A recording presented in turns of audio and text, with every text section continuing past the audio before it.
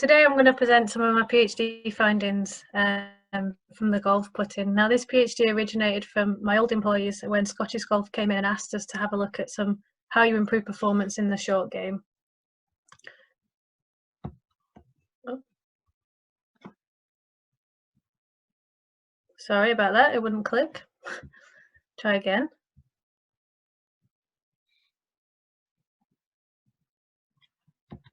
Woohoo! So why putting? So from a research point of view, putting's self-paced and it has a clearly defined pre-shot routine. So we can see when the golfers put the ball down, we can see when the golfer moves into the putting stance, and it has very limited movement. And this is really important for when we start to carry out some of the EEG research, which I'll talk about in later on.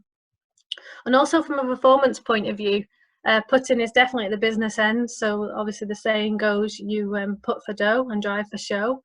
But there's loads of variance in performance and they can't understand why. So for example, someone like Rory McIlroy, he would vary in some competitive rounds from 27 putts to 32 putts to 26 to 31 putts, all within the same competition.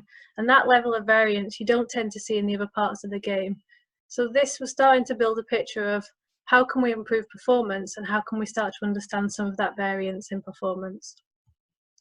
From a perceptual cognitive point of view, quiet eye has dominated the golf putting. So to measure the quiet eye, you use the eye tracking glasses, and this is what you'd see. So this is the cursor, which is representing someone's vision, still and steady on the ball, just prior to initiation of the movement. So just prior to the initiation of the stroke.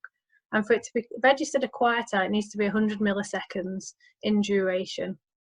Now it's been linked to expertise, with the more expert participants having a longer quiet eye duration, a massive improvement in performance, and the recommended duration is 2 to 3 seconds for golf putting.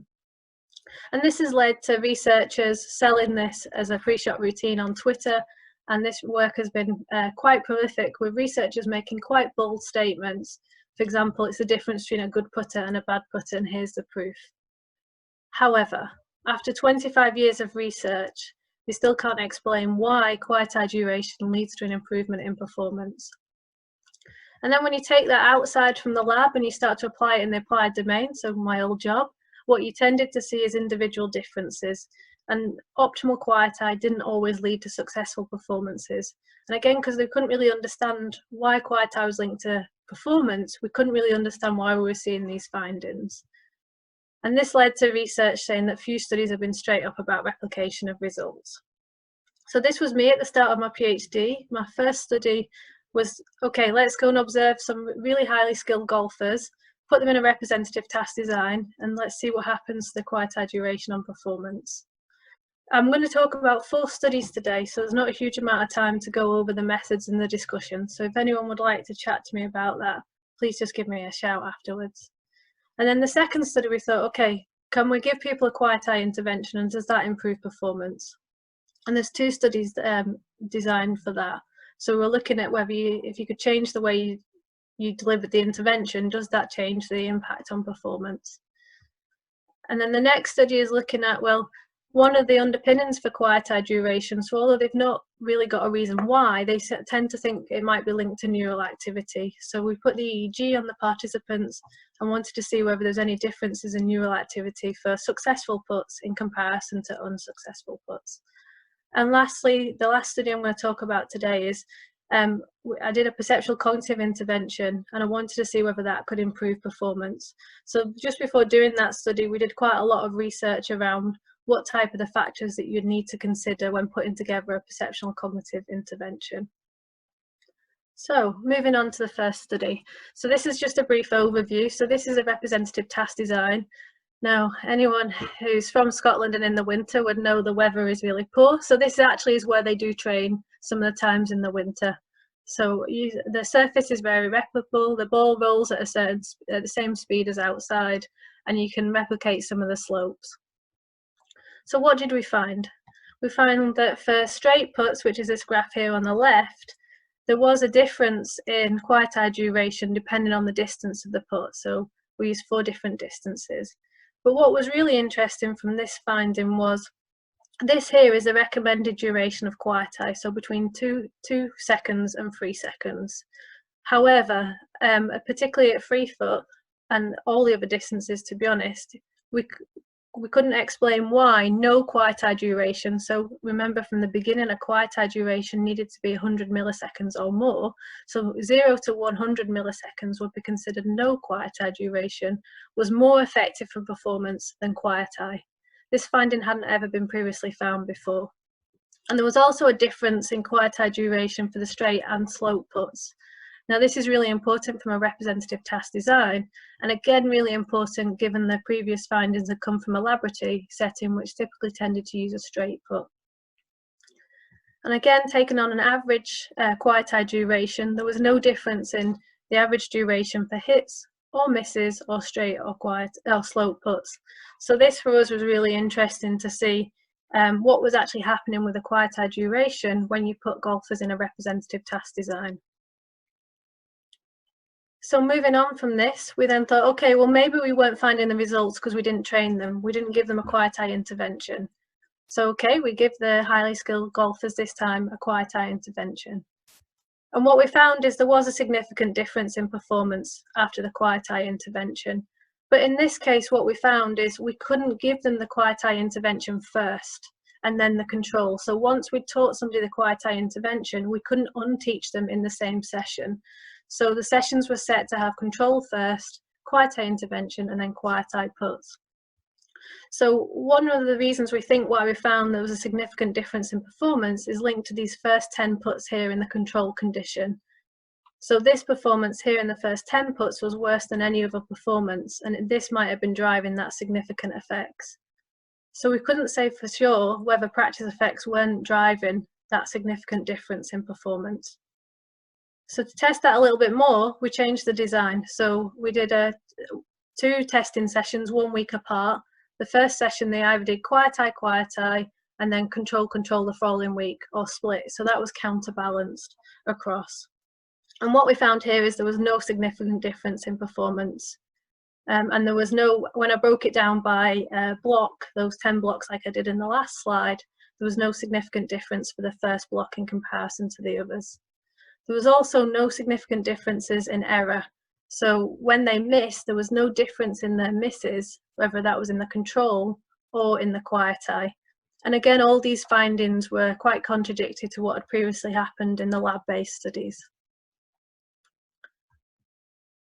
And again, we found something very similar here in that no quiet eye was better than the recommended duration, but also 100 milliseconds seemed to be the best duration for performance, but actually people who did the control outperformed the people who did the quiet eye intervention at that duration. There did seem to be something in that if you'd had the quiet eye intervention, you were more able to regulate your performance. So past 1,000 milliseconds, you could keep the performance higher where there was a dip in the control. So that was interesting that the patterns were different.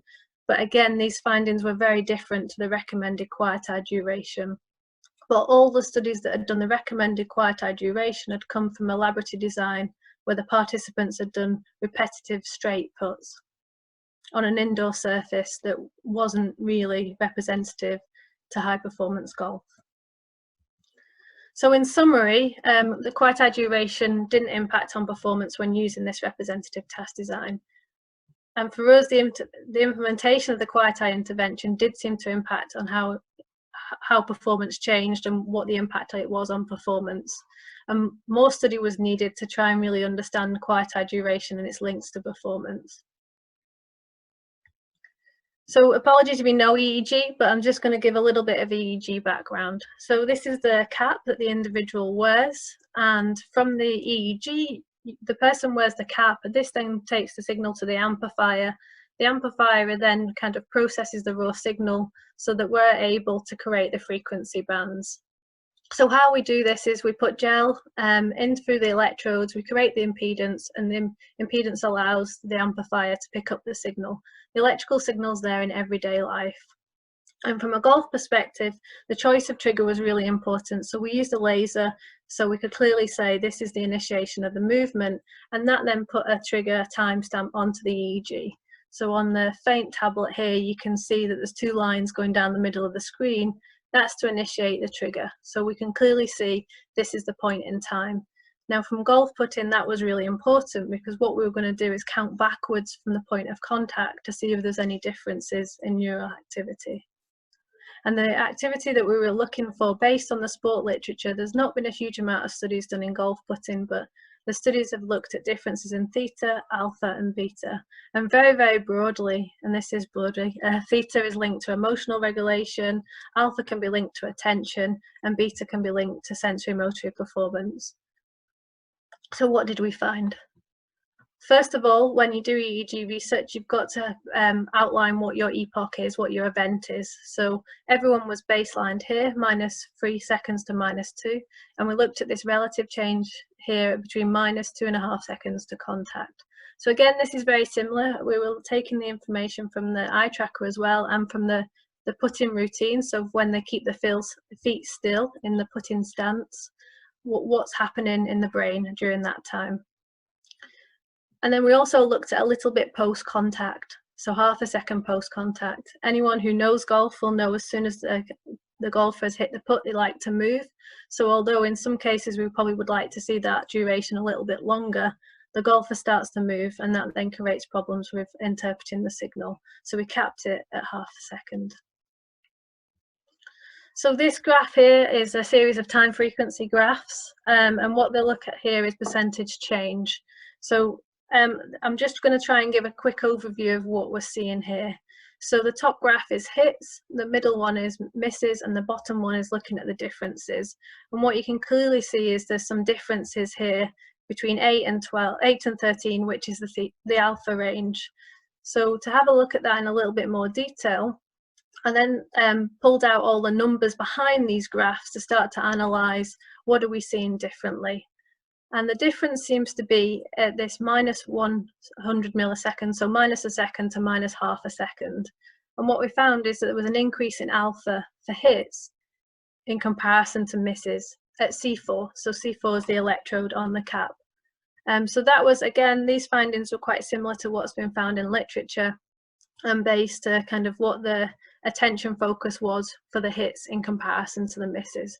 But it's always good when you can see it in the data. So that's alpha. So did we see any changes in theta? So this is taken from the whole epoch, and what we found is there was a decrease in mean power for the hits in comparison to the misses. And this decrease here was at the frontal region, and this is again where you'd expect to see it. And this decrease was something that again was really interesting for performance and suggests that there was differences between the hits and the misses. Also for beta, there was a decrease in beta for hits in comparison to misses, and the beta was at the sensory motor region, so here at the parietal region. Again, that's what we'd be expecting to see. So in conclusion for this section, the successful shots were associated with greater preparation, increased alpha and reduced frontal midline theta, sorry, that's what that means, frontal midline theta, and beta activity in comparison to misses. So that led me back to the beginning really, and to be honest, all the research so far had only focused on this second picture, so what the golfer was doing with the feet still in putting stance. But when you look at perceptual cognitive expertise, there's so much more to it in any other sport than that. So what I wanted to do was have a look at, well, what does the golfer do in the first part of the routine when they've marked the ball and they're searching for information in the environment? What happens there? And is that linked to performance? So that then led to the development of this intervention, and hopefully these videos will work. So the intervention, what the golfer had to do was watch these videos, and then they could carry out using the ball roller themselves. So this device here on the left-hand side is the ball roller, and it's designed where you put the ball at the top, it's like a chute, and it comes down. And the golfer can manipulate that to change the speed and to change the direction of the roll into the hole. And then the golfer would also watch this video on the right, which has the maximum and minimum lines. So blue is the minimum speed, red is the maximum speed. You can hit that putt in order for it to go in the hole. And then after they'd watched the videos, they then got to play with the ball roller, but they didn't putt. So this wasn't a priming exercise. So they would learn all the reads for the four different putts, and then they would have a break, and then they completed their post putts. So I'll just give you a quick example of what the videos showed.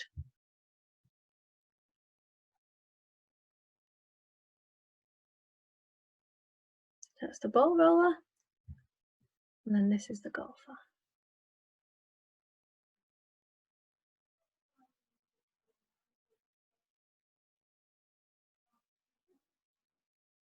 So this was the information that we gave the golfer to try and help give them information about the surface and the roll and the type of putt that they could hit. So did this link to performance? Oh, sorry. This also didn't happen at practice. Here we go. So did this link to performance? Yes, it did. So after the intervention, there was a significant increase in performance. But really interestingly for golf, that increase in performance was in the first putt. So in golf, you only get one go. You don't get lots of repetitive goes, and every putt's slightly different that a golfer would take. So this ability to improve performance on the first putt between pre and post was really exciting, and something that from an applied point of view makes a massive difference. Did any of the gaze behaviour change? So again, linked to the first study and the second study, that theme of quiet eye never really left my PhD. We were always trying to see what was happening with that quiet eye duration, and there was no difference pre and post. So from this we conclude the intervention did change things, but we don't think it changed anything in the gaze behaviour. And an overall summary this time is that again, when we start looking at perceptual cognitive expertise in golf putting, eye tracking alone couldn't predict performance. So it was really important that this was widened out than just the quiet eye alone. Really important for applied research in particular, the representative task design was implemented, because we were seeing really different results whether you did the testing on an indoor repetitive straight laboratory putt in comparison to a representative task design.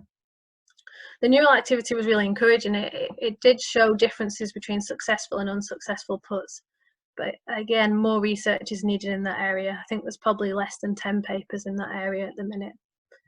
And again, the perceptual cognitive intervention did improve performance. However, at this stage, the intervention gave the participant the information to use, and what would be really useful to understand is how do the golfers pick up that information themselves, and how do they use that information to build expertise. Okay, that's me. Thank you very much. I'm ready for questions, Leighton. Yeah, thank you, Laura, for that. There's a lot to get through in 15 or so minutes, so good job on that. I'll tell you, if you want to stop sharing your screen, there we are, we can see perhaps if anyone has any questions for Laura. I can kick us off with questions then, if you like.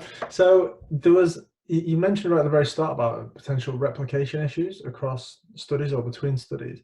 Do you think that's a consequence of poor quality studies and potentially underpowered studies, or what else do you think might be causing that? Definitely underpowered. So I do everything on a trial by trial basis to try and understand the individual variation, and all the studies in the lab have just done average group means with smallish sample sizes. So I think that does play a part. But I also think because they've not recreated the representative task design, when you then try and translate it outside. So from a green reading point of view, the way I see it is if you can't solve the problem, you're not going to be able to choose the right action. But in a lab situation, once you've had 80 putts in one go over and over and over, I think the research suggests after 15 putts, you already know the read. So it just becomes a memory test of you creating the same, where real world golf doesn't have that. So I think some of the, yes, is underpowered, particularly given the high level of variation, but also I think the lab is almost like changing the task. It's almost like a golf putting task as opposed to a golf performance task. Thanks. Yeah. Good. Anyone else? Any other questions? I have another one. I can go again. Wow. Fine. A lot of your work was around elite golfers, high-level golfers. But do you think quiet eye might be more relevant for what can we call them? Recreational golfers? Sorry, can you ask the question again? My YouTube clicked up. So a lot of your work was around elite golfers, high-level golfers. Do you think quiet eye might be more relevant for recreational golfers? No, I think the problem is with the quiet eye is it's this idea of being still and steady. So I think that concept applies to any level of golfers. So I think it is definitely more relevant or as relevant for recreational golfers. But still, the recreational golfer, yes, the difference it might be is that they may not travel to any other golf courses, so they may only play on their home golf course. So quiet eye might become more of a factor because this idea of playing on many different courses isn't the same for the high level. But I think for them, even the recreation, being able to read the green and then do the right eye tracking behaviour, I think is just as important. Okay, thank you. Okay, thank you very much, Lauren. Phew, okay, thank you.